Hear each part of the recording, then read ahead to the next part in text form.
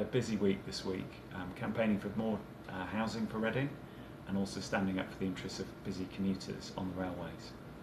I've had a meeting with the government's housing minister, taking local councils up to see him to press for more affordable housing and more council housing in Reading and Woodley, and also for a better deal for renters, many of whom suffer with poor quality housing, expensive lets, and problems with basic issues like heating and the quality of the houses and flats they live in. In the meeting that I had with the government's housing minister, I pressed for a fair deal for Reading, and in particular for a big programme of council house building. The Borough Council, as a result, is going to be working with the government to draw up a bid for some more government money to build council houses. I think council houses are a vital asset for our community. Many people can't afford to buy a home of their own, and for them it's a great opportunity to have somewhere they can live, which is their own place, at a reasonable rent. So I'm pleased to have got some progress on this important issue. I've also asked the Minister for some help on prioritising brownfield land over the country areas near Reading. At the moment we face a real menace where developers are trying to build on the boundaries of our town, taking up valuable countryside, when actually there's a lot of brownfield in the town itself which could be used. Areas near the station and on the former Huntley and Palmer site, or the gasworks, what was the gasworks in East Reading.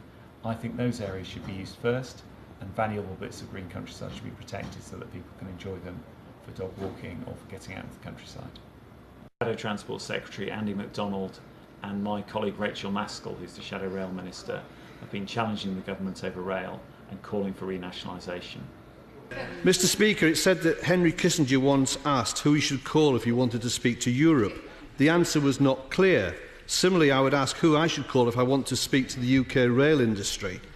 Therein lies the very heart of today's problem and the whole rail debate more generally.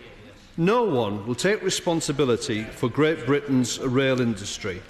But amid all the clamour, the recriminations and buck passing which characterises discussions about rail, there is one person who is ultimately responsible. That is the Right Honourable Gentleman, the Member for Epsom and Ewell, the Secretary of State for Transport. As a Shadow Junior Minister in the Shadow Transport team, I've been working with my colleagues to press the government on this. We want to see the railways taken back into public ownership to provide good quality and cheaper fares to passengers so that people can get around the country and reliable services which they can count on when they need to get from A to B. Brexit's also been back in the news with a key vote next week. I'm calling for a sensible relationship with Europe and for us to have full access to the single market and to be in a customs union with the rest of Europe.